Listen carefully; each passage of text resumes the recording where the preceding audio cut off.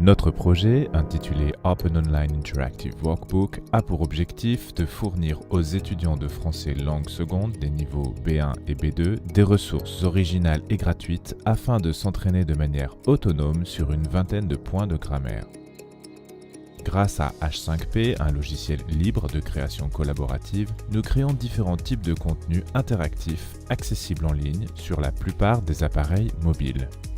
Parmi les contenus disponibles, on retrouve une variété d'exercices du type compléter les blancs, vrai ou faux, déplacer le texte, marquer les mots, choix multiples et bien d'autres possibilités encore. L'intérêt d'H5P, c'est qu'il offre la possibilité de pouvoir combiner facilement chacun de ces contenus interactifs en une seule et même unité qu'on appelle aussi colonne. Voici l'exemple d'un module comportant 5 sections ou 5 colonnes. Celle-ci porte sur le subjonctif, les pronoms relatifs, les verbes irréguliers, etc.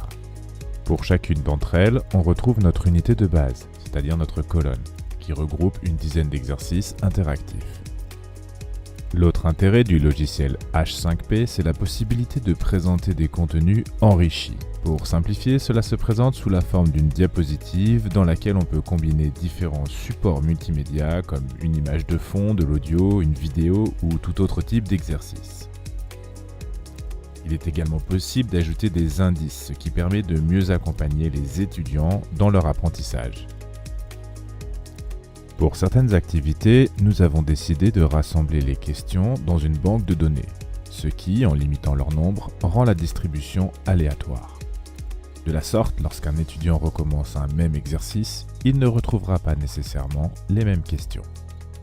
La possibilité de combiner les différents contenus entre eux démultiplie les options pédagogiques, car on peut alors envisager des unités variées et plus complexes.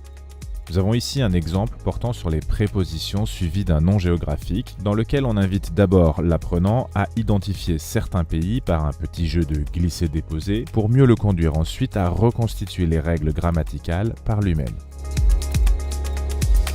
Il peut d'emblée se focaliser sur les éléments les plus complexes ou sur les exceptions, comme c'est ici le cas avec les pays masculins qui se terminent par un E.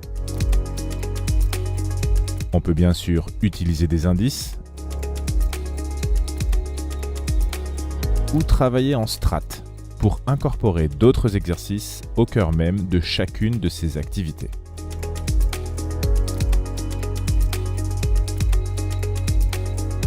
Avec ces techniques, on peut tirer profit de certains contenus, comme l'exercice de type « Choisissez les mots ». Combiné à la présentation interactive, cela permet, comme dans cet exemple sur les pronoms relatifs, de disposer le contenu sur 2 diapositives. Dans la première, on demande d'identifier les pronoms relatifs, tandis que dans la seconde, on fera la démarche inverse, en repérant cette fois les antécédents. Enfin, il faudrait mentionner le contenu glisser-déposer, très utile pour travailler les verbes irréguliers, ou le contenu vidéo interactive qui intègre des vidéos YouTube et permet d'interrompre la lecture pour réaliser une activité en cours de route. Dans cet exercice, l'étudiant doit décrire ce qu'il a entendu. Si sa réponse est correcte, cela relance la vidéo. Si je la mets sous mon oreiller, la petite souris va venir cette nuit et va l'échanger contre une pièce de monnaie?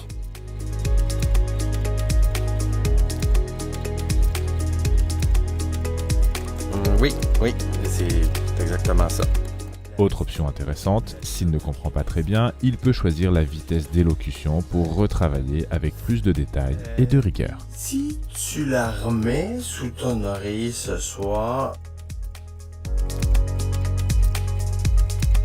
Mentionnons pour conclure que H5P facilite le processus pour indiquer les droits d'auteur.